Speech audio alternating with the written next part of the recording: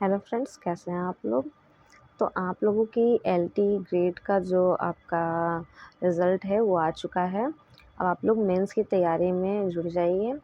मैं आप लोगों को, जैसा कि आप जानते हैं, मैंने पिछले भी वीडियोस डाल रखे हैं कि कैसे आपके क्वेश्चन पूछे जाएंगे, किस तरीके के आपको राइट करना है। तो यहाँ आज मैं आप लोगों के लिए लेके आई हूँ पैराडाइज लॉस्ट, जो जॉन मिल्टन की एक बहुत ही फेमस एपिक पोएम है। उससे किस तरीके से क्वेश्चंस पूछे जा सकते हैं, उससे रिलेटेड हम यहाँ पे क्वेश्चंस करेंगे। इसी तरीके से मैं आपको डेली को एक या दो क्वेश्चंस कराऊंगी जो इम्पोर्टेंट हैं, और इसे आप लोग प्रिपेयर करते जाइए और नोट डाउन करते जाइए। तो आज का हमारा क्वेश्चन है, discuss the theme of obedient and free will in paradise lost of by John Milton. यहाँ पे हमें क्या करना है कि हमें जो थीम है ओबीडिएंट और फ्री विल की, मतलब आप जैसे जानते हैं कि इस पोएम में किस तरीके से आज्ञा पालन और किस तरीके से फ्री विल, मतलब जो इसमें रहते हैं कैरेक्टर, उनको फ्री विल रहती है कि वो अपने अपने से कुछ भी कर सकते हैं। उस पे बेस्ड जो थीम बनाई गई है, उससे हमें यहाँ पे ओबीडिएंट और फ्री विल के थीम को यहाँ पे डिस्कस करना है। तो उससे हम किस तरीके से राइट कर सकते हैं, आपने पहले पोएम पढ़ रखा होगा, बस हमें अब इसको एक डिस्क्रिप्टिव तरीके से लिखना कैसे है, यही यहाँ पे हम सीखेंगे। अभी हमारे पास 2 मंथ है, ठीक है। 2 मंथ है, तो 2 मंथ में हम बहुत सारे क्वेश्चंस कर सकते हैं और उसकी प्रैक्टिस भी कर सकते हैं। आपकी सारे सिलेबस को मैं यहाँ पे कंप्लीट कराऊँगी, और सभी टॉपिक से 2-2 3-3 क्वेश्चंस मैं यहाँ पे आपको करा दूँगी, ताकि यहाँ पे आपको कोई दिक्कत ना हो पाए, ठीक है। तो देखिए, यहाँ पे आपका आंसर जो है स्टार्ट होता है, तो paradise lost, obedient and free will. Paradise जो लॉस्ट है वो presents obedient and free will as central ideas that shape both human destiny and divine justice. तो यहाँ पे जो थीम है, मेन थीम है इसमें, पैराडाइज लॉस्ट में क्या प्रेजेंट होता है, ओबीडिएंट एंड फ्री विल, आज्ञा पालन और जो उनकी फ्री विल रहती है, इच्छा रहती है, वो यहाँ पे सेंट्रल आइडिया माना गया है। दैट शेप बोथ, दोनों को ये क्या करता है, शेप देता है ह्यूमन डेस्टिनी को, मतलब जो ह्यूमन के भाग्य में है, और डिवाइन जस्टिस को, कि जो भगवान जो होते हैं वो किस तरीके से जस्टिस करते हैं।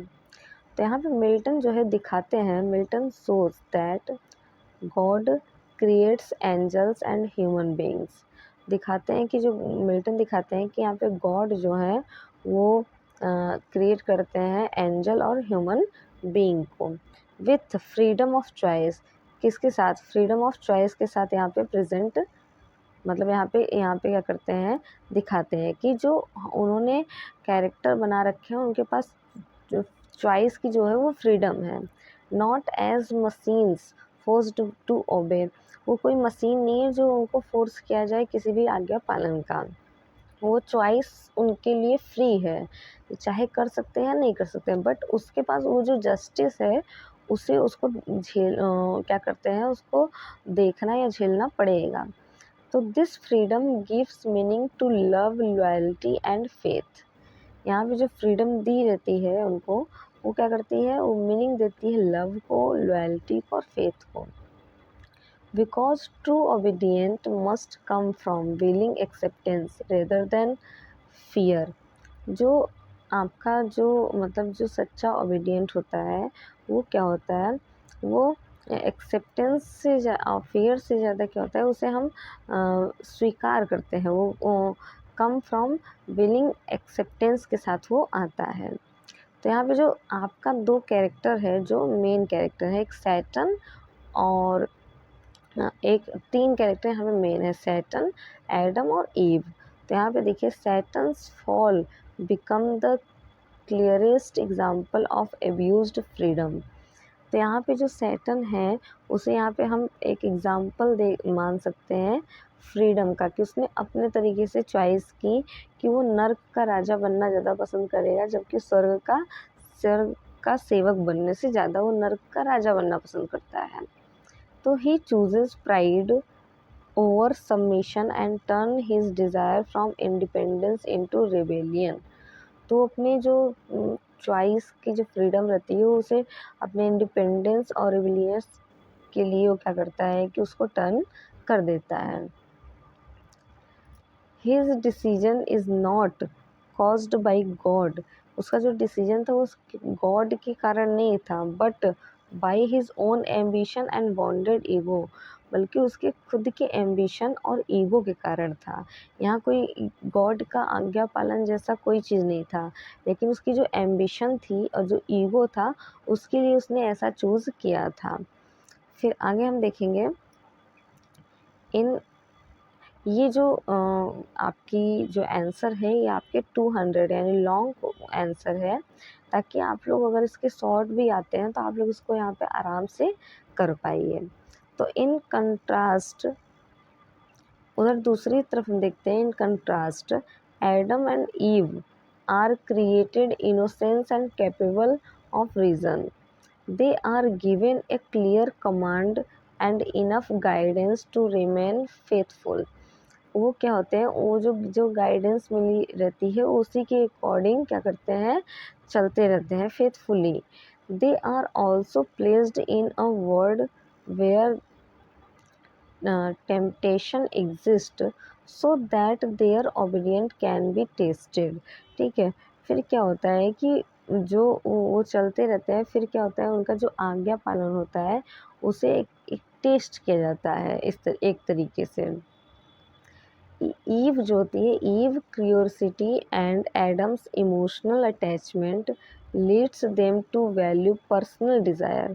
यहाँ पे क्या होता है, जो ईव और एडम के जो ईव की क्यूरियोसिटी होती है और एडम का जो इमोशनल अटैचमेंट होता है उसकी वजह से क्या होता है वो अपने डिज़ायर को अपने पे हावी होने देते हैं, अपने आज्ञा पालन पे वो क्या करते हैं, हावी होने देते हैं एबव डिवाइन इंस्ट्रक्शंस। मतलब जो डिज़ायर है उसको डिवाइन इंस्ट्रक्शंस के ऊपर ले जाते हैं, जो उन्हें भगवान ने इंस्ट्रक्शंस दिया है वो उसकी अपने डिज़ायर को उसके ऊपर वैल्यू देते हैं।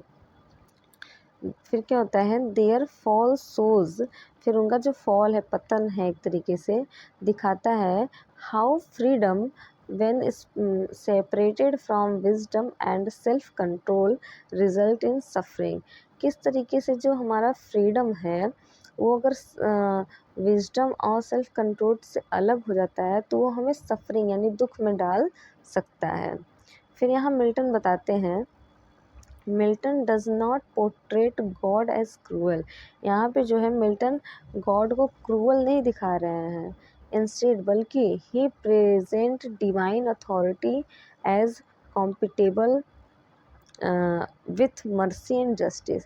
वो ये दिखाते हैं कि कैसे एडम ईव ने भगवान जो गॉड थे उनके आज्ञा पालन के विरुद्ध जाकर अपने डिज़ायर को वैल्यू दिया, उसके बाद जो भगवान के आते हैं वो उसी के अकॉर्डिंग जस्टिस करते हैं और दया भी दिखाते हैं।